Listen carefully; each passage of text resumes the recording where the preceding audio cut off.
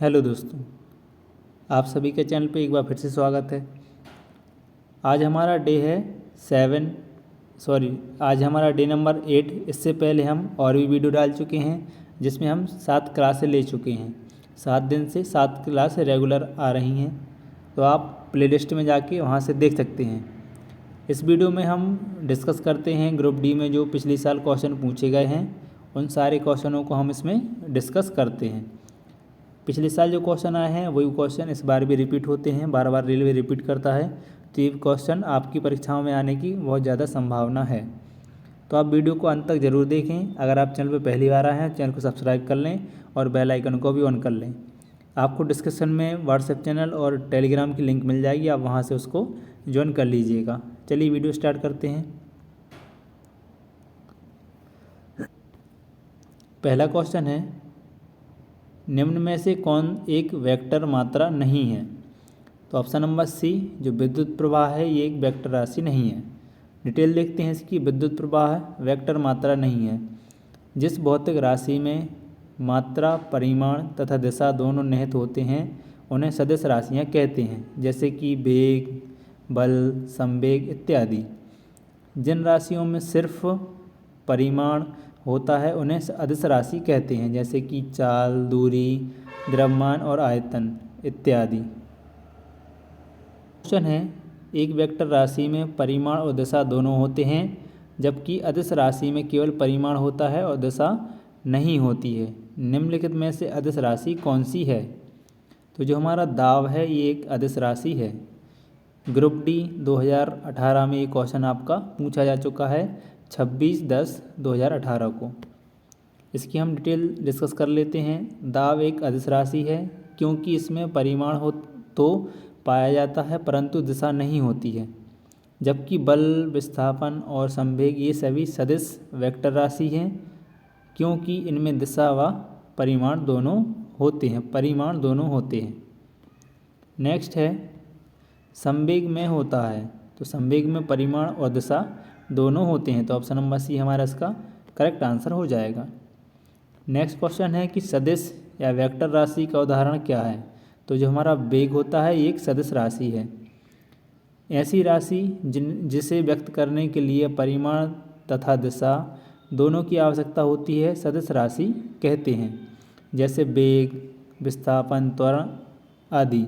जबकि द्रव्यमान, ताप, लंबाई, चाल एक अदिश राशियाँ हैं। अगला क्वेश्चन है, एक सदिश राशि में परिमाण और दिशा दोनों होते हैं जबकि अदिश राशि में केवल परिमाण होता है और दिशा नहीं होती। निम्नलिखित में से कौन एक सदिश राशि है? तो जो हमारा सी है ये एक सदिश राशि है, विस्थापन।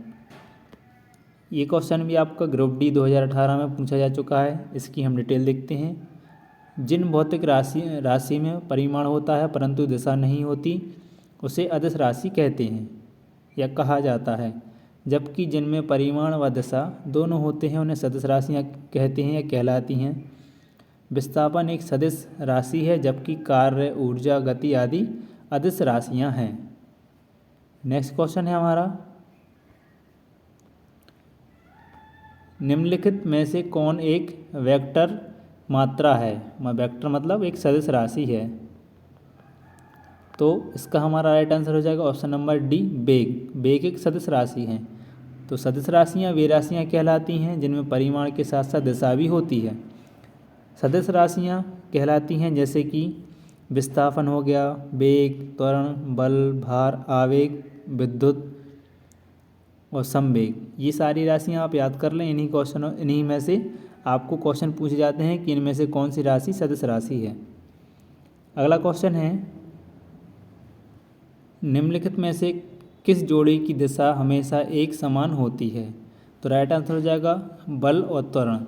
जो हमारा बल और त्वरण है इसकी दिशा हमेशा एक समान होती है। डिटेल देख लेते हैं हम इसकी। बल तथा त्वरण की दिशा हमेशा एक समान होती है। जिन भौतिक राशियों में परिमाण तथा दिशा दोनों निहित होती हैं उन्हें सदिश राशि कहते हैं। उदाहरण है इसके बल, त्वरण, वेग, संवेग इत्यादि। जिन भौतिक राशियों में सिर्फ परिमाण की आवश्यकता होती है, दिशा की नहीं, उन्हें अदिश राशि कहते हैं, जैसे चाल, दूरी, द्रव्यमान, आयतन इत्यादि। नेक्स्ट क्वेश्चन है, कुछ राशियों के भौतिक गुणों को दर्शाने के लिए उनके परिमाण के साथ साथ दिशा भी निर्दिष्ट की जाती है। इस प्रकार की भौतिक राशियों को कहा जाता है। तो राइट आंसर हो जाएगा सदिश राशियाँ, ऑप्शन नंबर ए।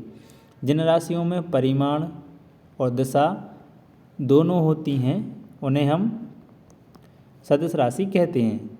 डिटेल देखते हैं इसकी। कुछ राशियों के भौतिक गुण को दर्शाने के लिए उनके परिमाण के साथ साथ दिशा भी निर्दिष्ट की जाती है। इस प्रकार की भौतिक राशि को सदिश राशि कहा जाता है। सदिश राशियों के उदाहरण हैं वेग, बल, संवेग आदि। जिन भौतिक राशियों को निरूपित करने के लिए केवल परिमाण की आवश्यकता होती है, दिशा की नहीं, उन्हें अदिश राशियाँ कहते हैं, जैसे समय, चाल, द्रव्यमान आदि। अगला क्वेश्चन है, निम्न में से किसमें दिशा और परिमाण दोनों होता है? तो राइट आंसर हो जाएगा जो हमारा संवेग होता है, इसमें दिशा और परिमाण दोनों होते हैं। इसकी हम डिटेल डिस्कस करते हैं। संवेग एक सदिश राशि है क्योंकि इसमें दिशा और परिमाण दोनों होता है। द्रव्यमान, दूरी और चाल एक अदिश राशि है क्योंकि इसमें केवल परिमाण होता है। नेक्स्ट है, निम्न में से अदिश राशि नहीं है। तो जो बल है हमारी, ये अदिश राशि नहीं है। बल एक सदिश भौतिक राशि है क्योंकि बल को व्यक्त करने के लिए परिमाण एवं बल की दिशा दोनों की जरूरत पड़ती है। सदिश राशियाँ हैं हमारी बल, त्वरण, वेग, संवेग, विस्थापन इत्यादि। अदिश की बात करें तो कार्य, समय, दूरी, धारा आदि। अगला क्वेश्चन है, कार्य में क्या कोई दिशा नहीं होती, केवल परिमाण होता है। तो ये कार्य क्या है, एक अदिश राशि हो जाएगी हमारी। तो ऑप्शन नंबर हमारा इसका राइट आंसर हो जाएगा कि इसमें केवल दिशा नहीं होती, इसमें केवल परिमाण होता है। अगला क्वेश्चन है, निम्न में से कौन अधिक काम कर सकता है? तो राइट आंसर हो जाएगा जो बंदूक की एक चलती हुई गोली, जो बंदूक की एक गोली है, ये अधिक कार्य कर सकती है। ये क्वेश्चन आप देख सकते हैं ALP में 2018 को ये क्वेश्चन आपका पूछा गया है। अगला इसकी हम डिटेल देखते हैं। किसी वस्तु को कार्य करने के लिए बल और बल की दिशा में विस्थापित दूरी की आवश्यकता होती है। विकल्प बी में न्यूटन की गति का तीसरा नियम, क्रिया प्रतिक्रिया नियम लागू होता है, जो बंदूक की निकली गोली को अधिक दूर तक विस्थापित करता है। अतः बंदूक से निकली गोली अधिक कार्य कर सकती है। अगला क्वेश्चन है, 20 न्यूटन का एक बल एक वस्तु को 2 मीटर विस्थापित कर देता है और 20 जूल कार्य करता है। बल और विस्थापन के बीच का कोण क्या है? तो इसको हम सॉल्व करेंगे। चलिए इसको हम सॉल्व कैसे करते हैं, आप देखा। इसमें आपको बल दिया है 20 न्यूटन का, मतलब इसको बोलते हैं फोर्स। 20 न्यूटन है। जो आपका डायमीटर है, मतलब दूरी है, इसकी डिस्टेंस वो 2 मीटर की है, और आपने जो वर्क किया है, कार्य किया है, वो 20 जूल किया है। तो कार्य बराबर होता है FD cos थीटा। अब इसमें हम फिल कर देंगे, कार्य की जगह 20 रख देंगे, F की जगह फोर्स 20 का है वो रख दिया, और डिस्टेंस कितनी है 2 वो रख दी। cos थीटा हमें निकालना है, तो 20 से 20 को काट दो, इधर बचा 2। अब 2 को हम इस साइड करेंगे तो हो जाएगा 1/2। अब 1/2 का मान होता है cos थीटा में 60, तो थीटा बराबर हमारा आ जाएगा आंसर 60 डिग्री। अगला क्वेश्चन है, एक वस्तु पर बल लगाने के बावजूद भी किया गया कार्य शून्य होगा यदि उसका विस्थापन है। तो अगर उसका विस्थापन शून्य है तो उस पर कोई भी कार्य नहीं होगा। किसी वस्तु पर किया गया कार्य उस वस्तु पर लगाए गए बल तथा बल की दिशा में विस्थापन के गुणनफल के बराबर होता है। कार्य बराबर होता है बल गुणित बल की दिशा में विस्थापन। अगला क्वेश्चन देखते हैं। क्वेश्चन है हमारा, कार्य करने की क्षमता कहलाती है। तो जो कार्य करने की क्षमता कहलाती है ये हमारी ऊर्जा कहलाती है। तो ऑप्शन नंबर सी इसका राइट आंसर हो जाएगा। ये क्वेश्चन आप देख सकते हैं, इम्पोर्टेंट क्वेश्चन है, ALP और ग्रुप D दोनों में पूछा जा चुका है। भौतिकी में ऊर्जा वस्तुओं का एक गुण है जो कि अन्य वस्तुओं को स्थानांतरित की जा सकती है। या ऊर्जा को विभिन्न रूपों में रूपांतरित किया जा सकता है।